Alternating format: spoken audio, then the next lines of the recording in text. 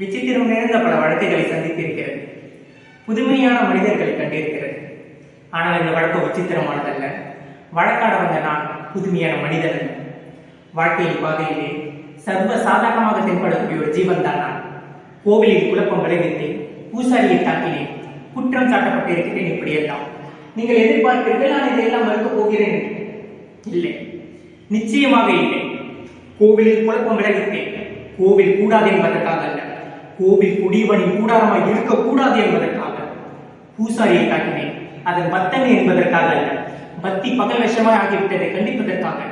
உனக்கே நீ உலகத்தில் யாருக்கும் இல்லாதவர்கள் என்று கேட்பீர்கள். நானே பாதிக்கப்பட்டேன், நேரடியாக பாதிக்கப்பட்டேன். சுயநலம் இருக்கிறது, என் சுயநலத்திலே பொதுநலமும் கலந்திருக்கிறது. ஆகாரத்திற்காக அழுக்கை சாப்பிட்டு விட்டு தடகத்தை சுத்தப்படுத்துகிறதே மீன். அதே போல என்னை குற்றவாளி என்கிறார்களே, இந்த குற்றவாளியின் வாழ்க்கை பாதையில் கொஞ்ச தூரம் பின்னோக்கி நடந்து பார்த்தான். அவன் கடந்து வந்துள்ள கட்டங்கள் எவ்வளவு என்று கணக்கிட்டு பார்க்க முடியும். பாட்டொழிக்கும் குயில்களும் இல்லை என் பாதையிலே. படம் எடுக்கும் பாம்புகள் எளிந்திருக்கின்றன. தென்றலை தீண்டியதிலே நான் தீயை தாண்டி இருக்கிறேன். கேளுங்களின் கதையை தீர்ப்பு எழுதுவதற்கு முன் தயவு செய்து கேளுங்கள்.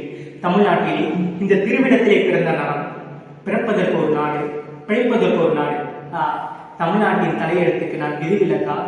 ரங்கோம் என் உயிரை வளர்த்தது, உயர்ந்தவனாக்கியது. திருமண கோலத்தில் இருக்கும் என் தங்கையை காண வந்தேன்.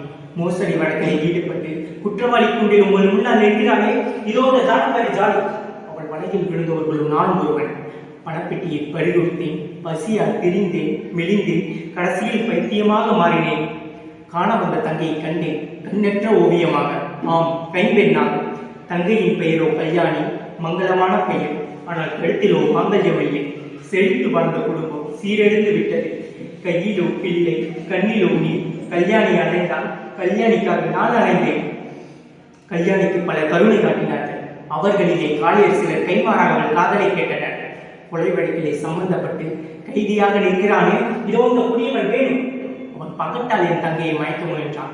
நான் தடுக்காவிட்டால் என் தங்கை அப்போதே தற்கொலை செய்து கொண்டிருப்பான்.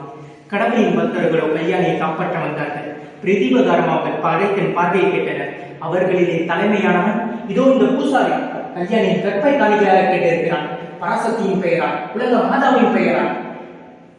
இந்த உலகத்தில் குழுவாக துடித்தபடியாக என் தங்கை உயிரோடு இருந்திருப்பாள். அவளை தற்கொலை செய்ய தூண்டியது இந்த பூசாரி தான். தன் குழந்தை இந்த இரக்கமற்ற உலகத்தில் வாழ்வதை அவள் விரும்பவில்லை. ஆதரவற்ற தன் பிள்ளை துடித்து சாவதை அவள் விரும்பவில்லை. அவளை கொண்டு விட்டாள். விருப்பமானவர்களை கொள்வது விந்தை என்ன? உலக உத்தமர் காந்தி, அகிம்சா மூர்த்தி, ஜீவகருணை சீடர் அவரே நோயால் துடித்த கன்றுக்குட்டியை கொன்றுவிட சொல்லியிருக்கிறார். அது கஷ்டம் வருவதை காண சகிக்காமல் இதே முறையைதான் கையாண்டு இருக்கிறார் கல்யாணி. இது எப்படி குற்றமாகும்? வெளிநாட்டில் இருந்து திரும்பிய ஒரு தமிழனுக்கு வாழ வழி இல்லை. தமிழ்நாட்டிலே பிறந்த ஒரு பெண்ணுக்கு வாழ்வதற்கு பாதுகாப்பு இல்லை. என் தந்தை மட்டும் கொஞ்சம் முத்து விடுத்திருந்தால் கோடீஸ்வரன் வீட்டு பள்ளி அறையிலே ஒரு நாள், மானத்தை வரை புரிந்தால் மாடியை விட்டு மடியிலே ஒரு நாள், இப்படி நாட்களை ஓட்டியிருக்க முடியும். இதுதானா இந்த நீதிமன்றம் விரும்புகிறது? பகட்டு என் தங்கையை விரட்டியது, பயந்து ஓடினாள்.